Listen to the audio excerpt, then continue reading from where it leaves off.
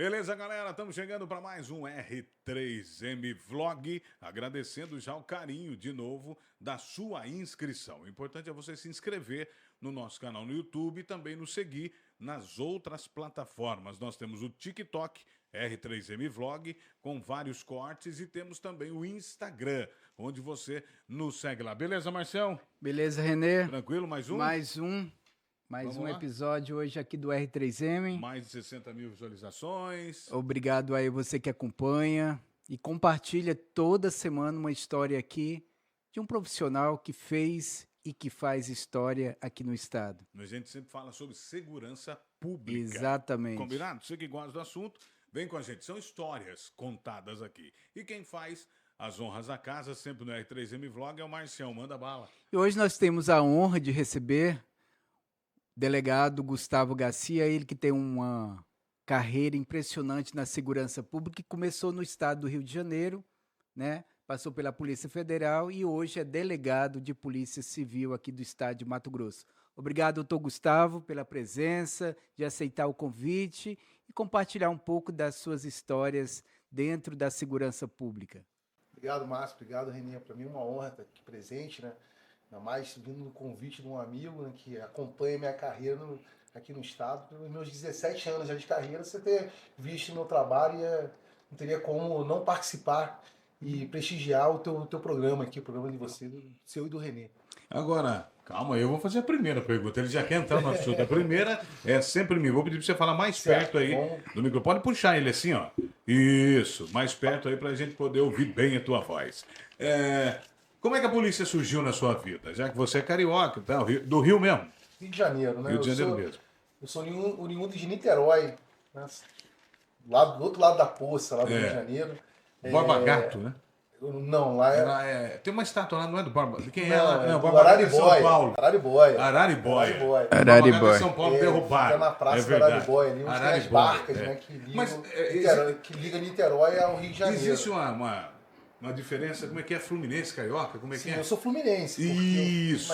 Não, tu é vascaíno. Sou mas vascaíno, quem nasce no interior muito vascaíno, por sinal. Quem nasce no interior é chamado de conhecido como Fluminense, não é isso? Fluminense. E no Rio é Carioca da gente. Exatamente. Eu nasci Mas ele vivia do outro lado da ponte, né? Eu estudei do outro lado da poça. E como é que a polícia surgiu na tua vida? Meu avô e meu pai, né? Ambos policiais civis do Rio de Janeiro, comissários de polícia, surgiu na minha vida assim, né? Fui criado por policiais. Ouvindo história de polícia em casa. História de polícia, indo muito novo para as delegacias. E meu pai jogava futebol também, aí tinha um time dele, da delegacia. Inclusive o técnico do time dele era o Antônio Lopes, você acredita? Caramba, que era Sério? delegado. Que era delegado. E do Corinthians também. Coincidência, hein? Ele foi delegado, meu pai trabalhou com o Antônio Ele Lopes. era conhecido até, era o delegado, Antônio Lopes. Então, meu pai trabalhou com ele, jogava bola no time dele lá. E eu fui criado, né, dentro da delegacia praticamente, né, convivendo com os plantões. Meu pai era chefe de operações lá no Rio. Bem atuante. Bem atuante, né? Aposentou policial? Se aposentou, 40 anos de carreira. Seu avô também? Meu avô também. Eu até brinco, tive a honra de ter um delegado, trabalhar com um delegado lá no Rio de Janeiro, que foi chefe do meu avô, do meu pai e meu. Olha só, 3 gerações. No último dia de trabalho, o doutor Wilson Vieira, no último dia de trabalho do doutor Wilson, ele citou essa passagem, né, dizendo que ele tinha chefiado, comandado 3 gerações de policiais. Então, assim, foi até bastante emocionante. E o Rio de Janeiro foi uma escola importante na minha formação, né? Aprendi muito com meu pai, com os amigos do meu pai. Me ensinaram bastante. Doutor Gustavo, você fala comissário. Assim, aqui em Mato Grosso nós temos investigadores e escrivão. Seria o que o comissário? Seria o chefe de operações.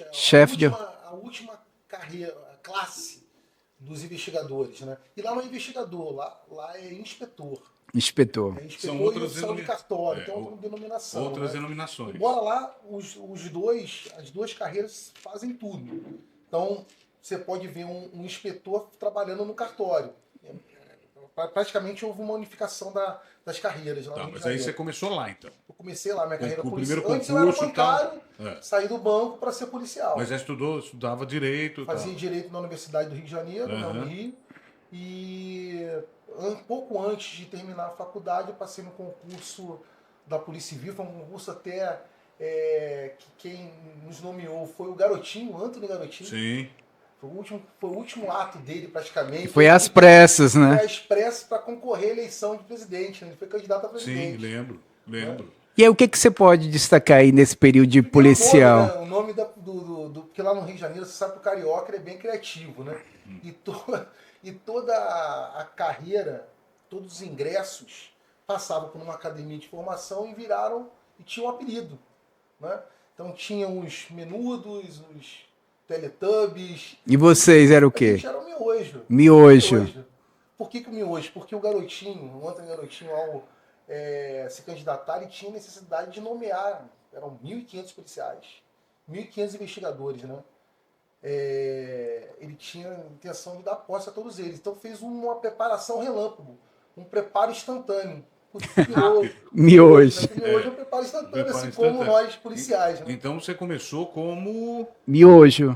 Não, mas investigador, não delegado. Inspetor. Né? Inspetor, Quem seria o investigador aqui. Exatamente. Então não foi delegado. Não.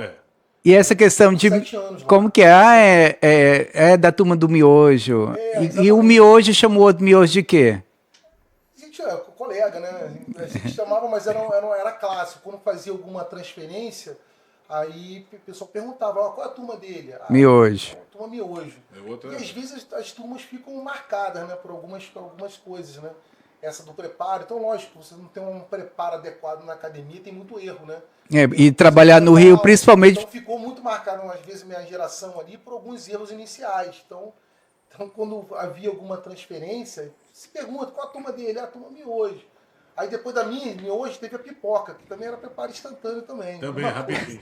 Pipoca, Miojo. E a pergunta assim, você agora, você veio do Mato Grosso quando? Eu vim em 2007 como policial federal. Eu fiz outro concurso, aí eu virei escrivão da Polícia Federal. Mas é o seguinte, lá no Rio de Janeiro tem muita história, né, doutor? Eu queria fazer essa comparação. Vamos começar pelo Rio. Do Rio para o Mato Grosso. Mas... Uma passagem em Brasília, sim, curso de formação da Polícia O Federal. que você destacaria como comissionário policial lá? Inspetor lá. Inspetor, o clima de... Isso na cidade do Rio mesmo. Eu trabalhei capital. Eu trabalhei na capital, trabalhei em Niterói e trabalhei no interior. Minha primeira lotação foi... Subir aqueles morros, primeira vez aí. Não, peraí. A primeira lotação foi em Rio das Ostras. Essa foi boa. Mas tranquilo. Tranquilo. Ali era uma delegacia diferente, né? Aí depois eu fui descendo, parei em Niterói, tinha uma passagem rápida pela chefia de polícia lá, pela diretoria do interior, mas na capital eu trabalhei em delegacia, né? Quer dizer, em Niterói eu trabalhei em delegacia.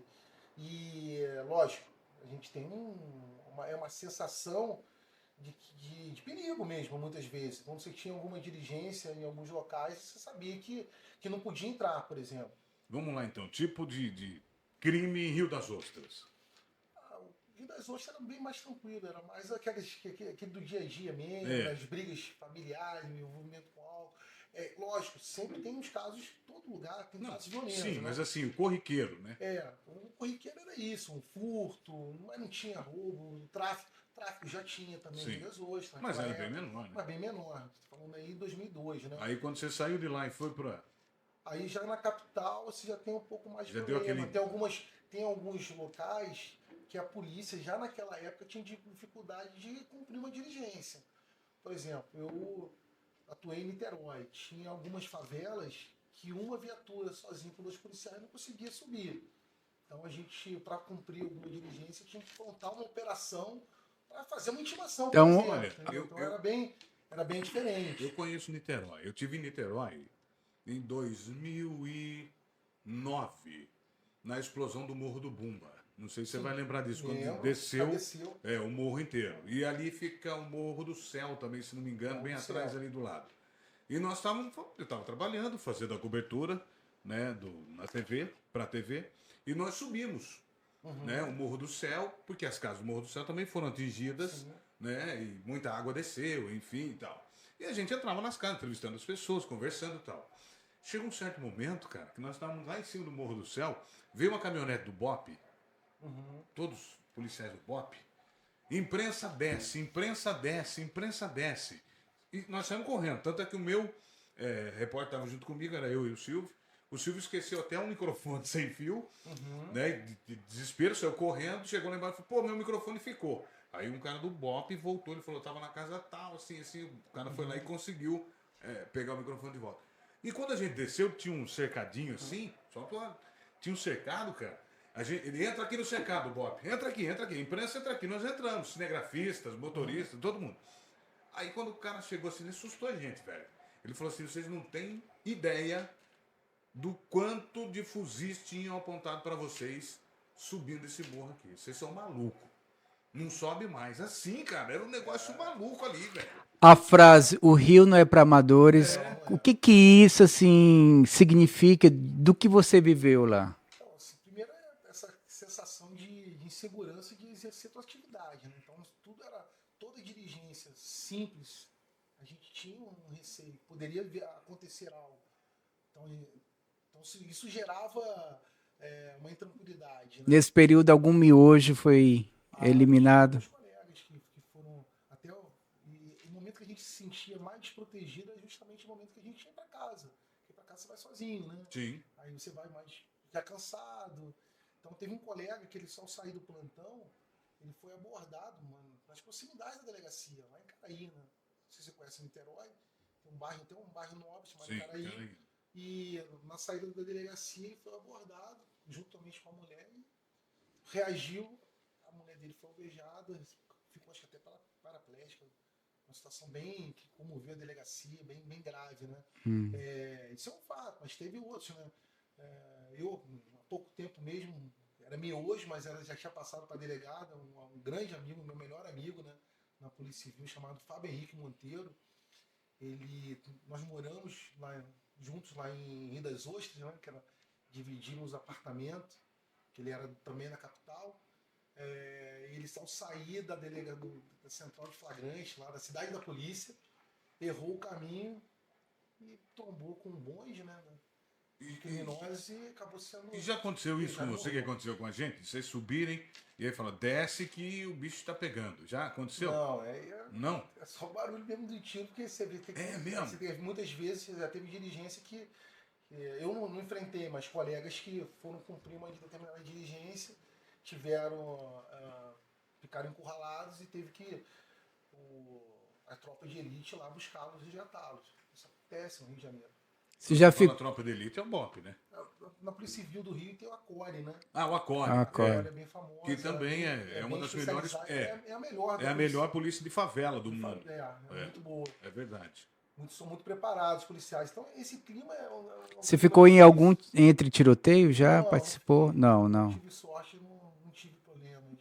Uma passagem de 6, 7 anos, né? Eu fiquei, boa parte do meu trabalho também foi fazendo serviço interno também, de investigação. Eu sempre gostei mais dessa área, mais da investigação, do serviço de inteligência, do que propriamente do operacional. Não fui voluntário para ser da CORE, embora tenha feito, eu fiz alguns cursos táticos lá porque tinha que fazer, para sobreviver, né? Mas a minha pegada na Polícia Civil do Rio sempre foi no sentido de auxiliar as investigações. Mas essa saída da Polícia Civil para a Polícia Federal foi devido ao... Não, foi busca de salário, né? Ah, entendi. Melhor. Não, porque às vezes o cara fala assim, pô, eu sei que no Rio o bicho tá pegando, eu vou dar uma, né, para outro. Aí eu lá no Rio tive um período que eu fiquei numa escala melhor, no plantão, eu pude estudar e tive uma vida de concurseiro até passar nos concursos. Ficou um ano como escrivão da Polícia Federal. Da Polícia Federal e porque foram simultâneos concursos, né, da Polícia Federal e da Polícia Civil aqui do Rio, do Mato Grosso. E acabou que um ano depois eu fui chamado. E lá no Rio de Janeiro, lá é bem diferenciado, porque tem preso que cuidava da delegacia, é isso? Conta pra gente aí. Tem essa história lá em Rio das Ostras, chamou muita atenção. Uma série de fatos relacionados a esse caso, né? Primeiro, o apelido do preso era Beto Delegado. Beto Delegado. Porque ele era um preso que estava há muito tempo já na delegacia lá, que antigamente você tinha preso na polícia. Isso era uma realidade no Brasil todo. Presos dentro das delegacias. Né? As penitenciárias eram poucas. Eram poucas, então você tinha... Cadeia virava Então você imagina, você tem que investigar e ainda cuidar de preso. É. Era uma situação bem delicada. Era. E o Beto, delegado? O Beto ele tinha sido, ele tinha sido preso por uma suposta participação dele no homicídio do prefeito de Rio das Ostras.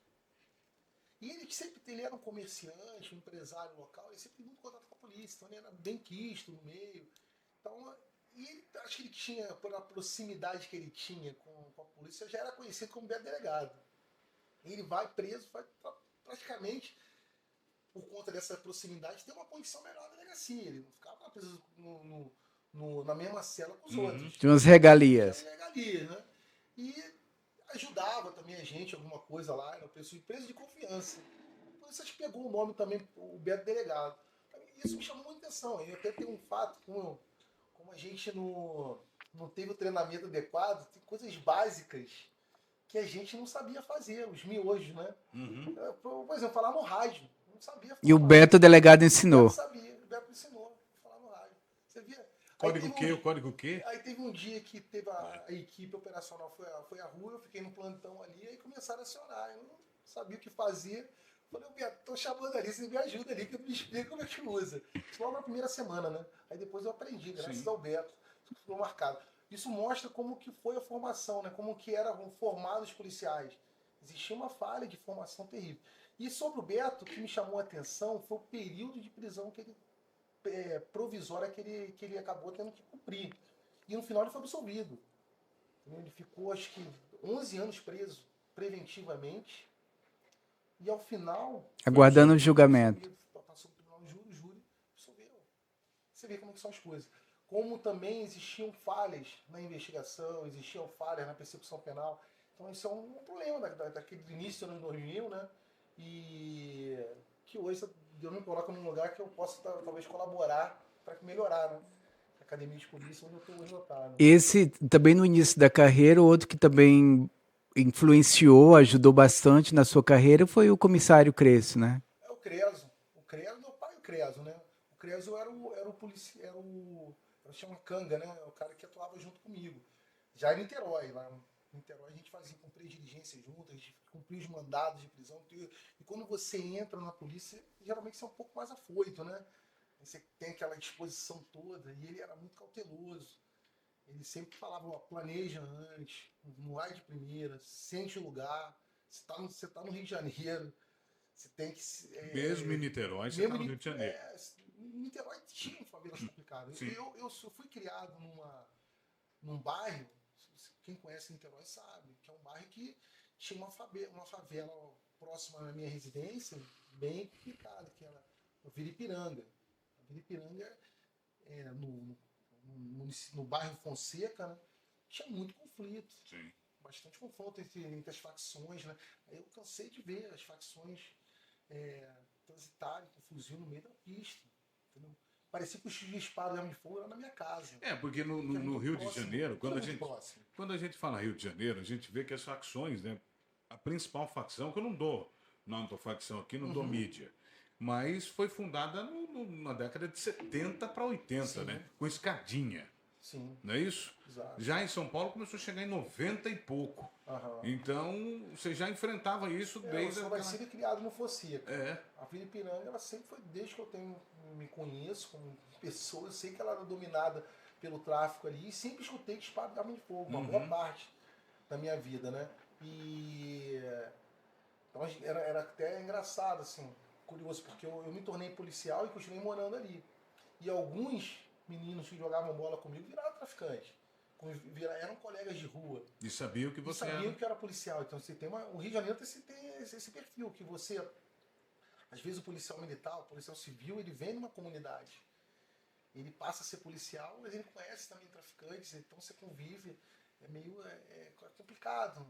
Você tem uma vida ali tranquila, você não tem tranquilidade. Então, cada dia que eu ia trabalhar, eu tinha um receio de, cara, virar pro meu lado e tentar fazer algo. Então, existia essa preocupação. E aí, o que vocês, além do Rio, aí você faz o concurso Polícia Federal? Sim, fui para Polícia Federal. Fiquei um ano aqui no Mato Grosso. Aí eu trabalhei coincidentemente, trabalhei com o Diógenes, né, com o Bustamante, né? Quando eu cheguei da academia de polícia. Você era escrivão. Eu era escrivão. E o Diógenes tinha acabado de ser convidado para assumir a secretaria. Eu estava prestes a assumir. Algo assim. E aí eu fiquei sabendo. Encontrei com ele no elevador da superintendência, né?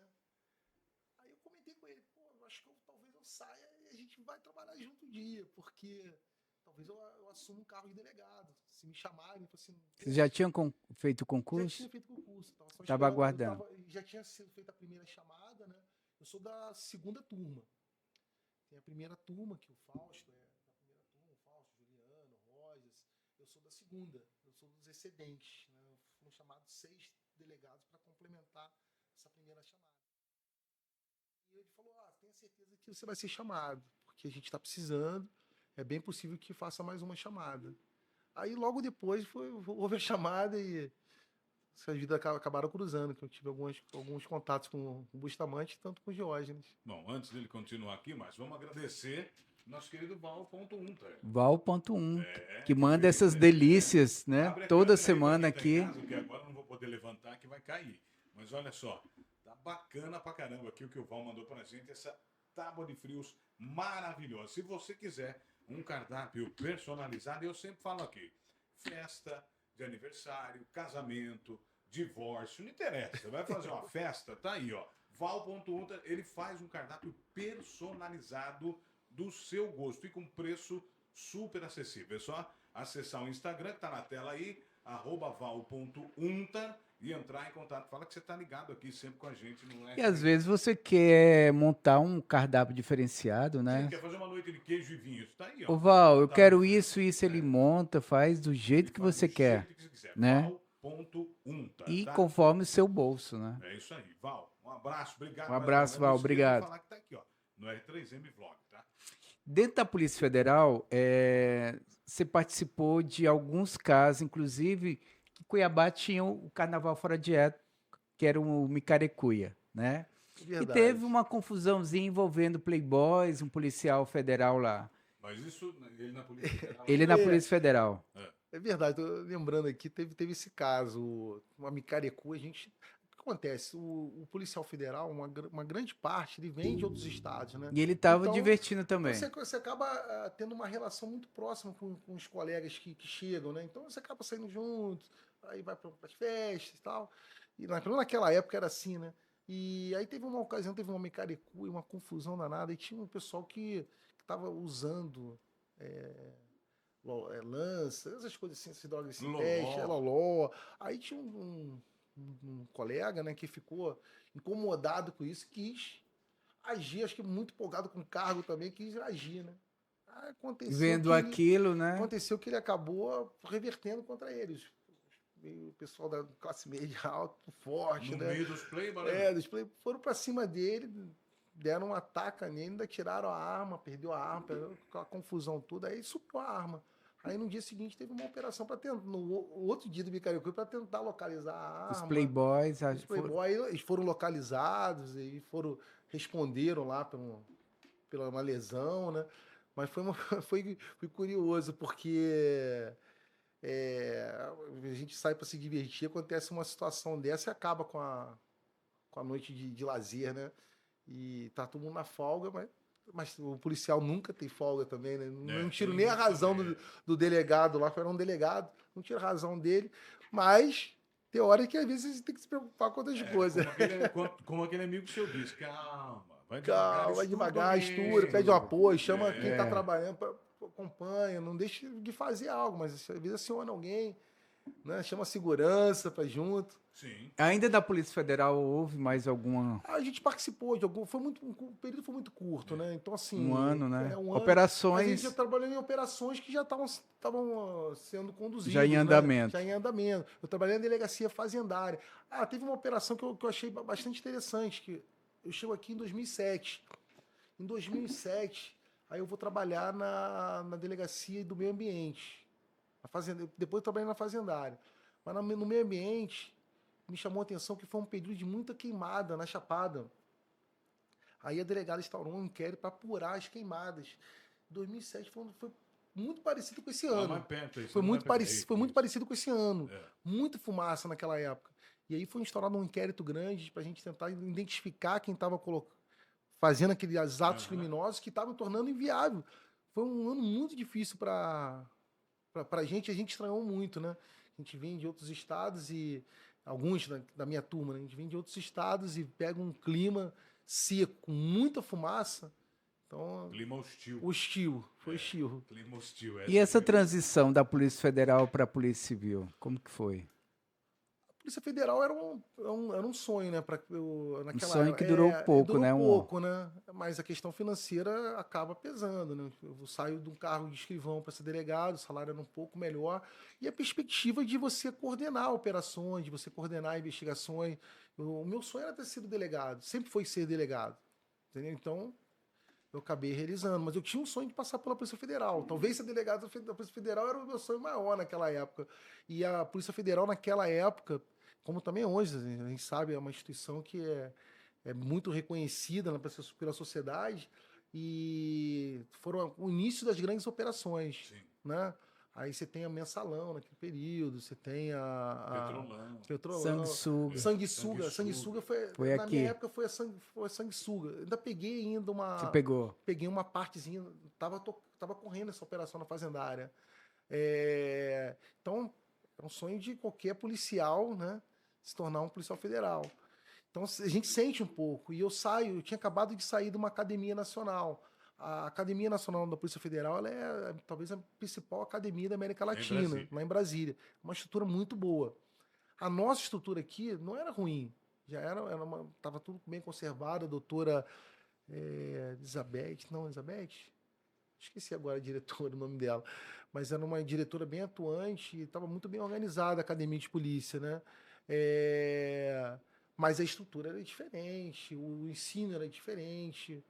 Então, eu senti que as técnicas elas não eram as mesmas que eu estava sendo dada lá na Polícia Federal. Precisava avançar um pouco mais, né? Porque a Polícia Federal, a estrutura era muito boa. Do próprio treinamento operacional, muito mais recursos. Aqui a gente treinava com revólver ainda, lá na Polícia Federal treinava com Você teve uma base, né? Polícia Civil no Rio, Polícia Federal. Sim. E aqui a polícia PJC ainda, ela tinha um problema estrutural ainda muito grave. Ainda era revólver, 38. Um problema de estrutura da Polícia Civil em 2007, 2008 não é muito visível, né? Então eu senti bastante isso. E quando é que isso começou a mudar? Eu acho que ao longo dos anos, peguei um pouco do governo Blário ainda, né? Acho que já começou a ter um pouco mais de estrutura. E a gente foi estruturando, o orçamento foi aumentando nos governos que sucederam, né? Mas aí é o seguinte, você virou PJC, saiu da PF, foi para PJC, virou delegado, que era teu sonho. Sim. Primeiro caso, assim, como delegado. Agora eu sou foi delegado. Itabaporã. Sua lotação, né? Inicial foi Itabaporã. Itabaporã, aí que eu sentia realmente a falta de estrutura, porque eu fui inaugurar a delegacia. Só que o diretor do interior... Tu fosse o primeiro delegado, então? Eu acho que sim. Se tiver, pelo menos naquele prédio... porque... Eu estava desativada a delegacia lá. Naquela época existiam pessoas que o delegado ficava numa cidade, mas ele corria outras. Corria outras. Então eu fui plotado até diretamente hoje, lá. Né? Ainda não tem. Até hoje, mas... Aí foram... O diretor do interior chegou para mim e falou assim, você tem que inaugurar uma delegacia, eu te dando a chave. O que tem lá? Você vai levar a viatura, um Gol, sem ar-condicionado, um material de almoxarifado, você passa lá no almoxarifado, pega o material. Aí até quem estava nessa época nesse setor era uma pessoa que foi trabalhar comigo na secretaria, chamada Elenir. Entendeu? Aí daí... Cheguei na delegacia, eram com 2 investigadores. Eu levei o material de escritório, mais 2 investigadores. Um desses 2 investigadores, com 2 semanas, já tinha desistido do local. Pediu exoneração, foi embora. Ficou só um. Aí eu recebi mais outro. E ficaram 2 policiais. Pediu, porque não aguentou o lugar, porque o lugar era de difícil acesso. Na época não tinha estrada. Não dava para pedir mudança, tinha que exonerar. Aí ele pediu exoneração. Isso. E aí foi, né? Acabou não permanecendo. Aí cheguei lá, não tinha um móvel na delegacia. E é incrível, você abre a delegacia, aparece alguém. Sim. Apareceu uma pessoa que está precisando de auxílio. Aí eu abri a delegacia, a população já ficou sabendo que tinha um delegado lá, já foram lá. Aí contar o caso dos furtos de gado, né? Aí não tinha computador, não tinha nada, só tinha um papel, uma caneta. Eu falei, senta aqui, mas não tem nada, não, vou anotar, depois a gente faz o boletim de ocorrência, você não pode ficar sem atendimento. Então, num lugar desse, o primeiro ponto é você atender bem. A população não tem culpa das dificuldades, tem que fazer o melhor possível, né? Então fizemos o atendimento, aí depois continuamos a investigar. Aí o primeiro caso foi um caso de tráfico. Todo lugar tem tráfico. Sim. Mesmo nesse lugar, mas aí descobrimos que tinha um traficante lá. Nesse período, a única viatura quebrou o Gol. Aí eu pedi auxílio ao prefeito, o prefeito alugou um táxi. Eu ficava andando de táxi, fazia diligência de táxi lá em Itabaporã. Eu e mais um investigador. Foi engraçado, mas deu certo. A gente prendeu. Com medo danado, a gente prendeu. A O gente taxista prendeu com medo o danado. traficante. Pô, tô botando o policial dentro do meu táxi, os Não, caras ele- atrás do ele- traficante, depois eu ainda fico como Não, X9. ele alugou o carro. A na população não verdade. tinha medo da viatura, era de um Tinha táxi medo chegando, né? medo Tá do vindo táxi. táxi, né? Mas foi uma Táxi, história com cobertura boa, que ninguém percebia que estava sendo monitorado, né? É. Mas foi durante o E período. prenderam o cara. Prendemos, conseguimos prender. Foi um dia. Foi guardada a história, né? Primeira vez que a gente fez uma prisão com táxi, né? Com táxi. Mas foi bacana. E você também passou pela região ali da fronteira, né? Aí eu fiquei 3 meses lá, por conta de uma liminar, né, que determinou a lotação de delegado. Quando essa liminar caiu, dessa ação civil pública, perdeu a necessidade de ter um delegado. Tinha outros lugares que precisavam mais. Aí me lotaram em Porto Esperidião. De ali na Aí fronteira. aparece o Diógenes nessa história, né? O Diógenes, que era o secretário de segurança e já me conhecia lá da PF, ele comentou comigo, precisava que você assumisse uma função lá Na fronteira. na fronteira, tentar se articular com o Gefron. Ele e o Bustamante também trabalhava junto com ele. Assim, eu acho que você é capaz de fazer um trabalho bacana Era o lá. adjunto dele. Aí foi feito, eu me articulei lá com o Gefron, consegui levar a delegacia para dentro do Gefron. Foi um período bem bacana. Você trabalha com 100 homens da Polícia Militar. Até hoje, né? Funciona. Não, agora Já desmembrou? Desmembrou. Conheci muitos colegas lá, conheci o Assis, capitão Assis na época. Na época, capitão. Era capitão, trabalhamos juntos, fizemos alguns trabalhos juntos. Ferronato também, o capitão. Depois ele voltou como comandante de Gefron, né? Depois ele voltou. Já depois. como um major. Ficou quanto tempo lá em Porto Esperidião? Fiquei 1 ano, mais ou menos. Aí ano. na verdade, fiquei em Porto Esperidião e Cáceres, E como- respondendo, né? Os dois. Doutor Só que todo Gustavo, dia, toda semana eu ia para lá. E pra como Porto que Esperidião. foi esse enfrentamento ao narcotráfico ali internacional, ele foi bem- principalmente? Eu estava muito respaldado, né? A polícia lá me deu o respaldo necessário. O Diógenes era um cara muito sério, o Bustamante também, né? Me deram o Suporte. suporte, né? E colocaram a polícia. Você lembra algum fato assim que te marcou nessa época? Teve uma prisão de um traficante bem conhecido na região. Lá nós cumprimos um mandado de busca e apreensão na fazenda dele. Bem conhecido. Aí é traficante internacional. Internacional. Aí fizemos o cumprimento da busca, achamos dinheiro, achamos munições, achamos armas, e ele foi preso. Ele foi o primeiro traficante. Aí foi a primeira prisão desse traficante. Grande, empresário da região, dono, proprietário de uma fazenda grande naquela região em Porto Esperidião. Cara que tinha respeito. Depois tinha bastante respeito. Era considerado o maior traficante da região. Sim, mas... Aí, um ano depois, ele foi preso pela Polícia Federal e depois ele acabou fugindo, né? Parece que até hoje eu vi uma matéria Ele é recente. procurado. Ele é procurado. É. Dizem que foi para Bolívia lá. É. Enfim. Mas as peças desse flagrante, dessa situação, dessa operação, dessa investigação. Você lembra assim detalhes da prisão? Se houve resistência? Não, nenhuma resistência.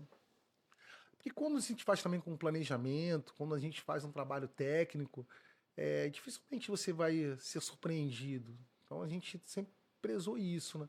Tive poucos enfrentamentos na polícia porque Aprenderam, cara. prendemos. Ele foi preso, porte de arma, e aí foi instaurado um procedimento para apurar a questão do tráfico. A gente não encontrou a droga. Mas encontramos, assim, situações que... Indícios. Indícios, né? De bastante dinheiro no local. Armas? armas, aí tinha também algum material que poderia levar a suspeita de tráfico também, né? Próprio plástico para envelopar drogas, assim, matérias que a gente ficou muito em dúvida. Então a gente achou prudente também instaurar um procedimento para investigar a situação de tráfico. Mas como também era uma questão de tráfico internacional, pelas todas as informações contidas nessa diligência, a gente repassou para a Polícia Federal algumas informações e eles continuaram, deram continuidade. Com sua experiência nesse combate ao narcotráfico, né? Atuando também na fronteira, foi secretário de segurança, tu trabalhou bem nessa questão da inteligência. A gente vê hoje grandes apreensões de droga na fronteira, mas o que falta ainda para esse combate, esse enfrentamento aos traficantes, na sua opinião? A apreensão só da droga, ela talvez não resolva, né? Da droga e de quem está transportando, da mula. É preciso dar continuidade, é preciso identificar as organizações criminosas que estão por trás disso. Buscar o tubarão, né? E, sobretudo, buscar o financeiro, né? Tubarão, descapitalizar. Se você não fizer a descapitalização dessas organizações criminosas, passa a não ter eficácia esse enfrentamento. Então, isso é algo que começa a ser feito nos últimos anos, né? Existe já um trabalho sendo feito. Descapitalizar. E a Polícia Federal também, ela inicia anos atrás esse projeto, né, de investigações financeiras, e alguns estados da federação começaram a fazer o mesmo. Surge a Rede Lab, né, que são os laboratórios de inteligência de lavagem de dinheiro da Polícia Civil, quase em todos os estados, e começa a ganhar força esse trabalho em todos os estados. Eu acho que hoje está sendo feito, mas é preciso avançar mais. Quando a gente tiver mais capacidade de investigar o lado financeiro, talvez a gente obtenha melhores resultados. Entendi. Fronteira vem para Cuiabá depois? Vem para a DRE. Continuou trabalhando com droga. Continuo bastante tempo atuando na região de fronteira, fiz alguns trabalhos lá interessantes. Aí aqui operações. Seria mais o tráfico formiguinha? Sua experiência foi mais nisso? Sim, nós fizemos... Não, a gente até fomos... Eu trabalhei na época com a doutora Alana, lá na DRE. A doutora Alana e com a Juliana Chiquito. Acompanha a equipe. Aí eu e a Juliana, a gente trabalhava mais na parte de investigação, a doutora Alana era na parte de gerencial da unidade. A gente trabalhava bastante com um grupo que fazia a comercialização mais a nível intermediário. Eles abasteciam as bocas de fumos. A gente trabalhava mais com o empresário mesmo do crime, né? Então, isso até era alvo de algumas críticas, porque achavam que a gente tinha que trabalhar só na ponta, no formiguinha. A gente trabalhava, só que a gente na verdade, a polícia militar no seu dia a dia fazia bastante esse trabalho. A gente achava que era mais importante... Resolveram focar em outro. Trabalhar com aqueles que davam suporte para essas pequenas bocas, né? Então esse era o objetivo. E continuamos trabalhando com os grandes traficantes na região de fronteira. A gente pegava algumas informações com as outras unidades, dava continuidade, entendeu? Tocava algumas operações. Me lembro lá na região de fronteira, uma operação bem interessante foi a Fronteira SA. Porque naquela época a gente já via que era importante você visualizar o tráfico de droga naquela região como um negócio, como realmente uma empresa. E é uma empresa. Muitos traficantes naquela época, e até hoje acredito, né, eles se associam em forma de consórcio, fazem um consórcio mesmo, investem dinheiro para triplicar o seu lucro. Então funciona como uma verdadeira empresa. Isso é o sentido da organização criminosa, né? Então a gente, na DRE, como a gente entendia que era uma unidade especializada, a gente tinha que dar um foco nesses grandes traficantes, médios traficantes, aqueles que estavam realmente fomentando o tráfico pequeno, a boca de fumo. O que se percebe também é que o tráfico de droga virou tipo uma espécie de um negócio de família, né? Tá pai, tá mãe, tá filho, tudo envolvido também em algumas bocas. Em algumas bocas sim, que aí você já vai descendo pro submundo, né? As pessoas precisam, às vezes são dependentes economicamente dessa atividade. Então é um problema social também. Exato. Eu entendo que isso também não adianta não é um problema só de polícia até. Lógico, a polícia é importantíssima, claro. O sistema tem que ir mais sozinho. Mas às vezes, será que é devido à facilidade do dinheiro ali? Também. Não, eu não acredito. Eu acredito que seja falta de Estado. Falta do Estado. Mas tem muitas acho- opções aí de trabalho, as pessoas Não, querem sim, coisa mais rápida também, não né? Para alguns sim, para outros É. talvez. Outros são talvez falta de ética mesmo, de amor Não, que próprio, existe de, o mau de, caráter, de- existe, isso é. aí. Existe o mau caráter, existe, mas assim, 90% da população quer uma oportunidade. Então, se o Estado, desde pequena a criança tem uma escola onde ela tenha esporte, onde ela tenha cultura, onde ela aprenda Sim. a trabalhar com dinheiro, onde ela aí ela vai sair disso aí. Sim, Agora, educação quando ela não fundamental. tem nada, meu irmão, e ela é solta na rua, e o traficante recruta e oferece a ela tudo isso e mais um pouco de dinheiro, Mas também E muita... poder, né? Hã? Oferece às vezes poder, E poder, também, que é, às vezes é. é essa a realidade É. hoje da captação de adolescentes, crianças para É esse isso mundo mesmo. da atividade, para as facções, para o crime É. organizado. É muito por conta disso. É tudo dinheiro fácil, a oportunidade de ter um dinheiro fácil. Fama, entre Fama, aspas, né? E o consumo, né? Porque, tipo assim, eu quero o melhor iPhone, eu quero o melhor tênis, eu quero rápido. É porque é uma sociedade forma de eu ganhar um capitalista, né? rápido- Que a ostentação faz Exatamente. parte do nosso dia a dia. Então, ainda mais hoje com as redes sociais, que muitos dos nossos alvos passam pelas redes sociais e ostentam. começa a ostentar, né? Ostentar, tem uma vida de luxúria. Isso é padrão. Exato. E dentro da DRS tem alguma É. experiência envolvendo cães farejadores? Nós tivemos uma época, né, que tinha o canil dentro da DRE. E aí foi uma época que era difícil você organizar o canil ali sem recurso, né? Então era muito na fase do improviso e das boas ações. Uma delegada até que levou o canil, se eu não me engano, foi a doutora Elaine.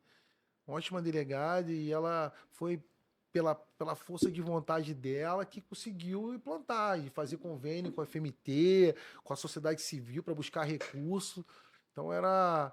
E aí precisava de boas ações do canil, né? Então a gente algumas vezes filmava as ações, botava o canil, o cachorro para cheirar, praticamente a gente já sabia, já por causa do nosso trabalho investigativo, onde dava droga num veículo, tava às vezes no tanque, a gente levava o cão lá, látice, pelo amor de Deus, para mostrar que é eficiente, né? Algumas vezes ele cheirava assim, outras vezes depende do dia, depende do calor, né? Isso dificulta um pouco mais a observação deles, né?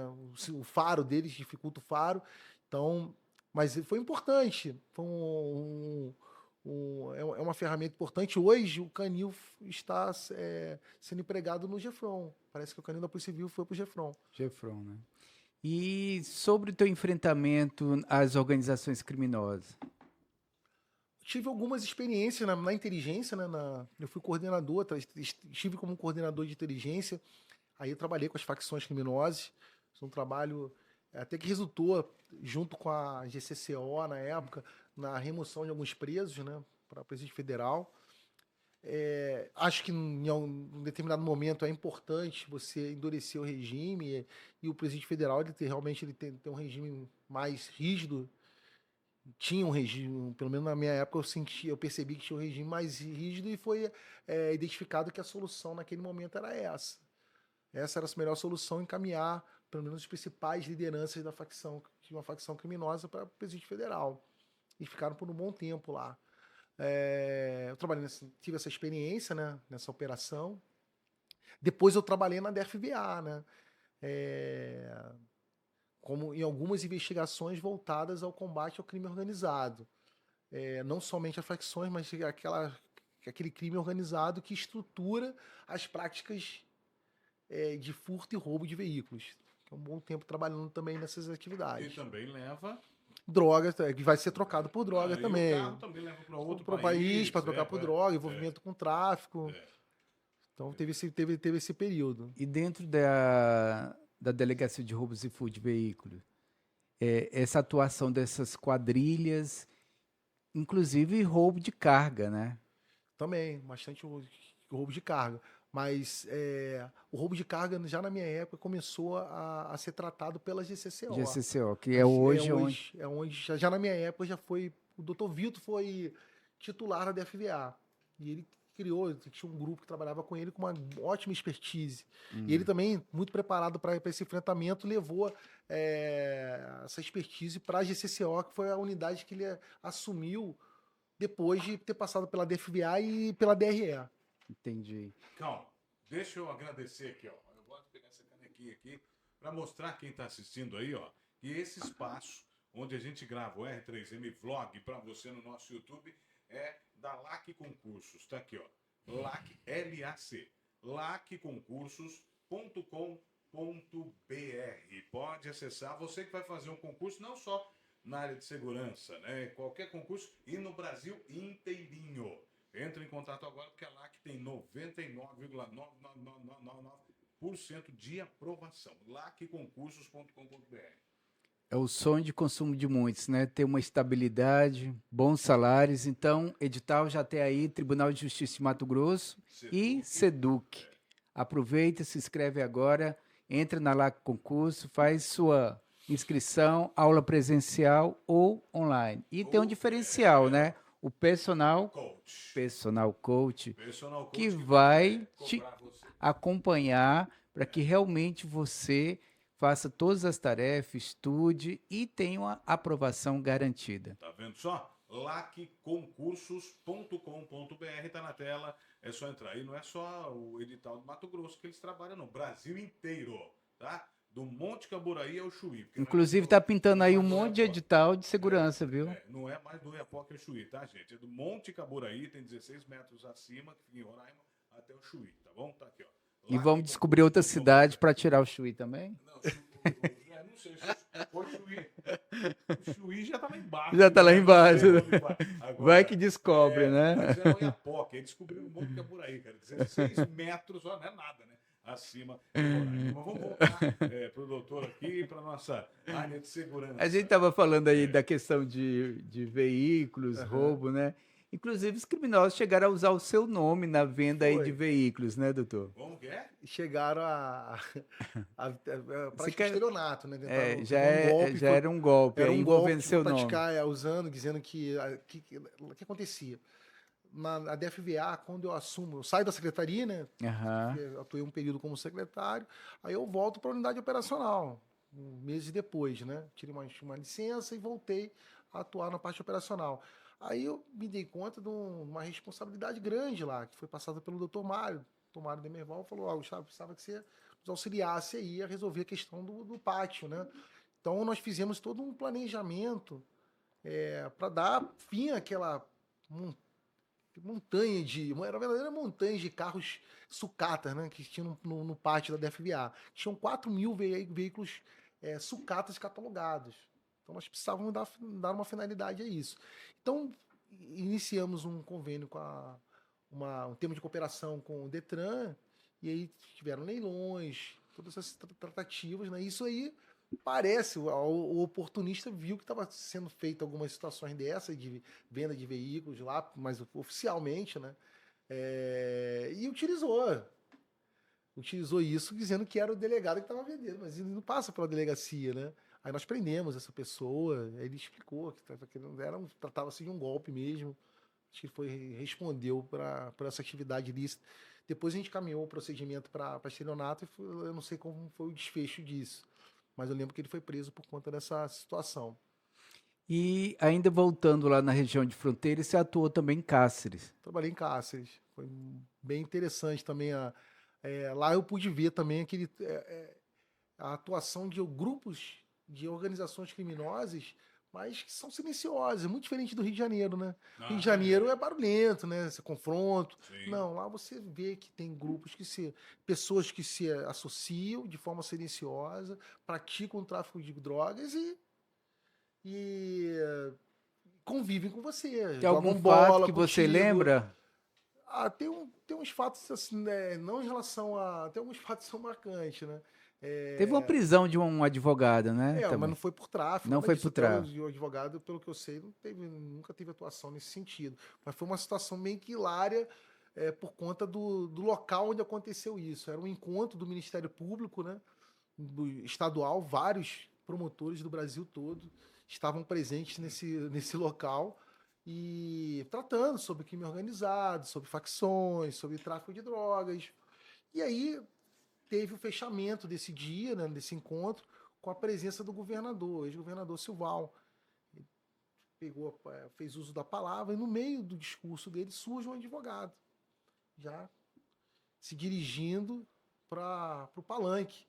Aí eu estava ao lado de um juiz, né? O juiz falou assim: ó, doutor, esse advogado vai me esculhambar aqui, vai me desacatar, porque eu já fiz prisão dele, alguma situação dessa. Não deu outra. Quando ele começou ele foi em direção ao Silval, pediu a palavra e começou a falar do juiz. Aí, antes, quando ele estava se dirigindo, eu falei para o juiz: se ele precisar acatar, pode dar voz de prisão que eu prendo. Eu falei assim, foi falar, né? E aconteceu. Aí o juiz levantou: Doutor Gustavo, prende esse homem. Fui prender, aí tive que prender, né? Aí ele não queria ser preso, né? Ele não queria sair. Aí eu tive que usar umas técnicas de mobilização, né? Tive que tirá-lo do local. Aí, quando eu tirei do recinto, ele falou assim: doutor, pode parar. Já dei meu show. Aí soltei. Já dei meu show, Ele era bem polêmico lá. Mas quando você falou assim, que você convivia com o pessoal do tráfico, em cárceres, assim... Porque você joga bola, né, então, e tal. E você são pessoas até influentes. São pessoas influentes, são pessoas que têm uma atividade, às vezes, lícita, né? Empresários, inclusive, né? Mas que depois a gente fica sabendo que tem envolvimento com tráfico. A gente descobre isso numa operação, né, deflagrada por uma outra instituição, ou até mesmo pela nossa. Entendi. Ainda em caso, teve assim também outra situação durante a investigação de um latrocínio, né? No velório, né? A própria filha da vítima, é isso? Como que foi aí, doutor? Não, isso daí é lenda. São lendas, são lendas que reza a lenda, mas não é verdade, não. Não é verdade? Não tinha essa questão. O que acontece? Na cidade do interior existe aquele fetiche com policiais, né? Todo mundo quer ser algemado, me bate. Tem essas histórias aí, mas ficções, cara. Então não é verdade. Não é verdade. Qual foi o caso mais complicado que você falou assim: esse não vou dar conta? Esse não vou dar... Teve um? Todo caso, as operações, quando elas surgem para você fazer, investigar, todas são difíceis, né? Todas são complexas, por isso precisam utilizar técnicas especiais de investigação. Então, as últimas operações foram bem delicadas, né? Eu toquei uma operação chamada Imperial, foram 3 anos de investigação. 3 anos investigando um fato, porque a DFVA, ela tinha uma diretriz que era bastante atuação naquele que praticava o roubo e o furto, não naqueles que organizavam. Então a gente tinha que realmente coibir e mostrar à sociedade que a Polícia Civil também atua naqueles que estão organizando, que estão dando apoio, que estão alugando os imóveis para facilitar os roubos e os furtos. Então a gente precisava desse enfrentamento. Então é um caso bem interessante. Teve uma operação também que na DRE, algumas bem sensíveis, né? Que a gente tocou, uma chamada Abaddon, que prendeu um grande traficante aqui local, que mexia que abastecia as bocas de fumo. Uhum. Também era um caso bem complexo. O traficante, que está por cima abastecendo as bocas de fumo, ele não coloca a mão na droga, vai ter um gerente para fazer o transporte. Então, você trazer prova para o inquérito dessa atividade, você precisa de todo um grupo, né, um trabalho de equipe. E eu, graças a Deus, eu tive muita sorte de trabalhar com pessoas competentes. Sempre tive bons investigadores, escrivães que trabalharam junto comigo. Então, o trabalho da Polícia Civil é em equipe. O delegado ele é o coordenador da investigação, ele tem o seu papel de fazer o contato com o magistrado, né? Fazer as representações, mas se você não tiver uma equipe bem afinada, uma equipe que compre realmente a ideia, que você tem que fazer um melhor, dar o seu melhor, talvez você não consiga bons resultados. Agora, quando você disse aí, né, de roubos e furtos de veículos, eu acho também que é lei brasileira. Aí não é problema de delegado, nada. Sim. Mas é a lei brasileira que é branda, porque eu não vejo o receptador puxando cana, velho. Sim. Esse é um dos grandes problemas, que o cara rouba alguém vai receptar esse carro, vai desmontar, vai desmanchar, Sim. vai vender peça. É a famosa roubalto que eu sempre falo. Verdade. Né? E o cara, às vezes, é pego como receptador para a delegacia, assina lá como é que é, o TCO, né? E vai culposa, embora. sim. Como é que é? Você tem a receptação culposa que ele só responde por um TCO, né? É um crime de menor potencial ofensivo. Mas a própria receptação dolosa, ela simples, né? A pena dele é até 4 anos. Então cabe uma série de medidas. Até 4 anos cai Cai na suspensão condicional do processo. é. Geralmente a pessoa já paga fiança, é evitado fiança. Então, existe a questão realmente da legislação.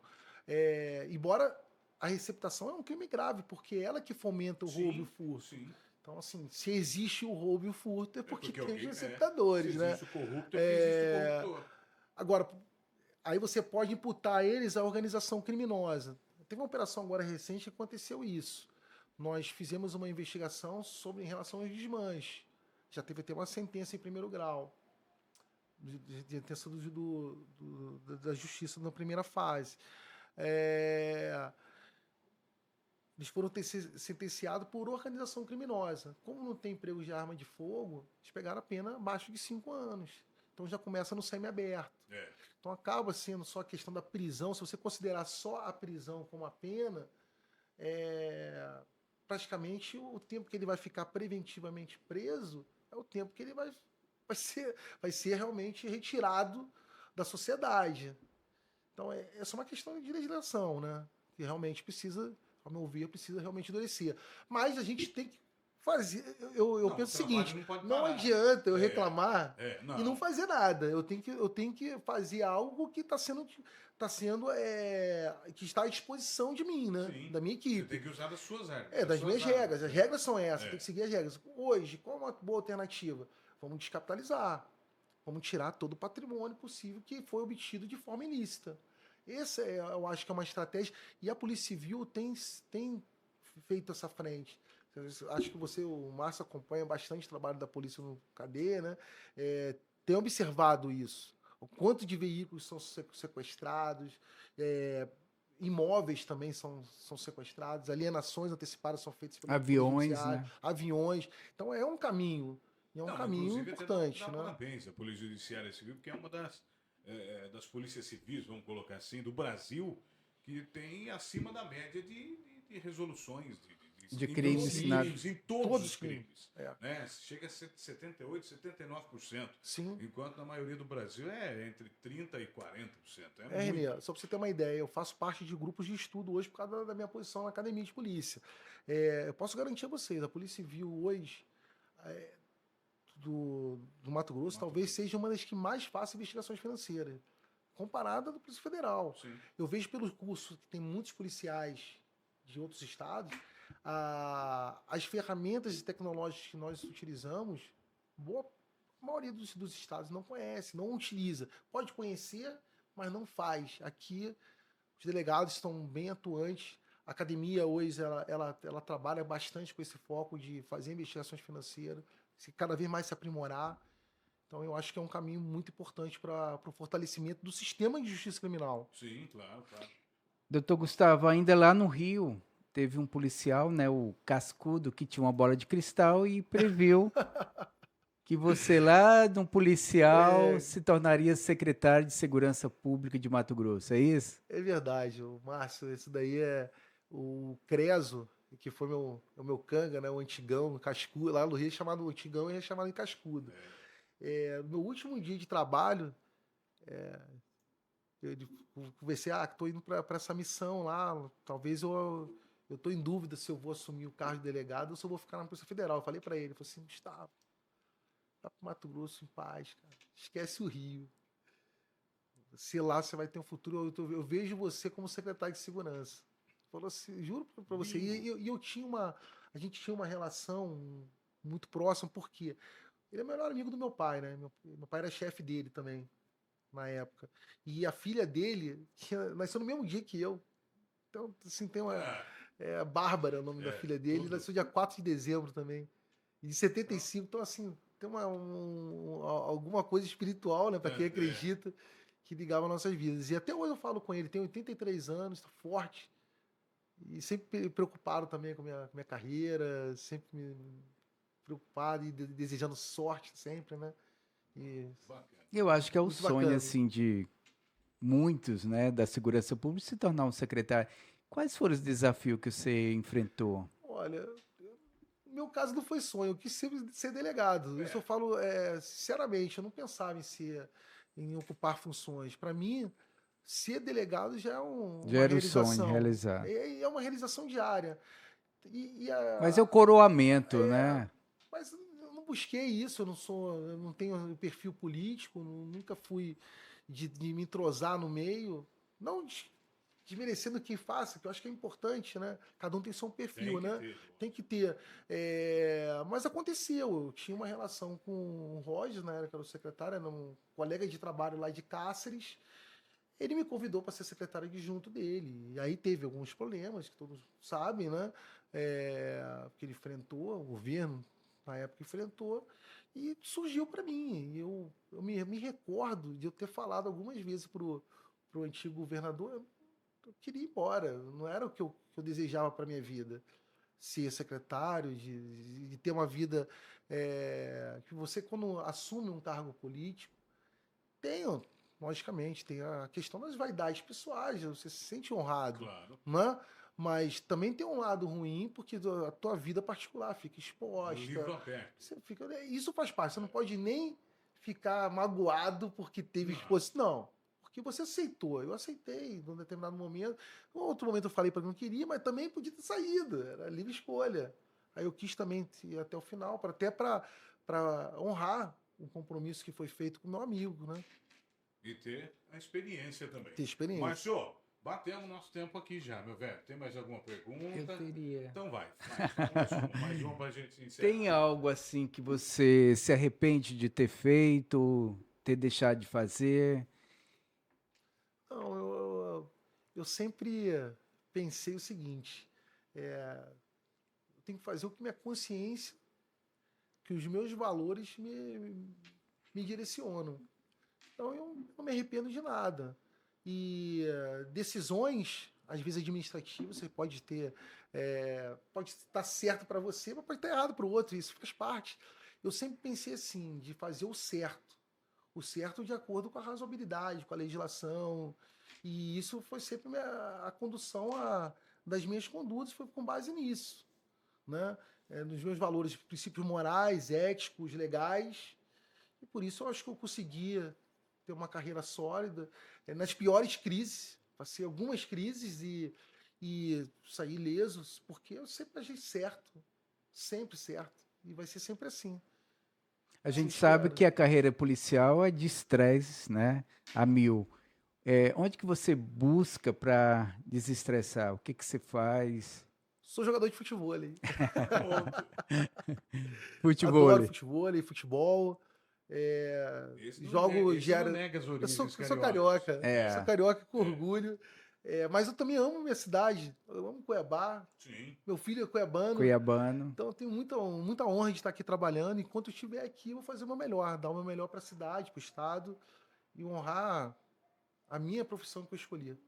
Maravilha. Acabou. Gente, obrigado. Peço para que vocês se inscrevam para ouvir essas e outras histórias no R3M Vlog. Fica o convite para voltar, porque tem muito papo aqui ainda para a gente destrinchar. O Márcio ele faz um livro aqui, ele não pergunta nem metade. Depois ele fala, Renê, mas não deu É que eu tempo. conheço a história, Não, né? Como o doutor Gustavo falou. Ele escreve Obrigado. um livro. 17 anos de polícia, eu 21 anos Não, acompanhando eu a só tenho polícia, agradecer né? aqui essa oportunidade que passa um filme pra gente. E, de certa forma, na nossa conversa, eu falo de pessoas que muito que contribuíram para mim, né? Você lembra a tua história, da tua família, dos teus amigos, é muito bacana. E aí incentivaria o teu filho, projeto. incentivaria o filho a entrar na polícia? Meu filho é livre. Ele escolhe. Gosto disso. né? Gosto de fizeram essa pergunta também na escola do meu filho, né? Ele está até aqui hoje com a gente. Me fizeram essa pergunta. O que você espera do seu filho? Uma diretora de escola. Aham. Eu olhei para ela simplesmente e falei, espero que ele seja feliz. Desmontei, acabou. Ela saiu da sala. Bom, lá em casa eu sempre só assim. oriento, ó. Profissão de jornalista é isso, não tem feriado, não tem plantão. É isso, isso, isso. Mas isso. eu espero que ele Exato. seja feliz. Só um Seja homem amigo, bom. filho, né? Seja Ser feliz e um homem bom. E um homem bom. É. Bora. Doutor Gustavo, muito obrigado pela presença, viu? Foi muito gostoso conhecer um pouco da sua história. Obrigado. E a gente espera um próximo episódio para você contar aquelas quentes que você guardou para o segundo episódio, viu? Tamo junto. Um abraço. Obrigado, até a próxima.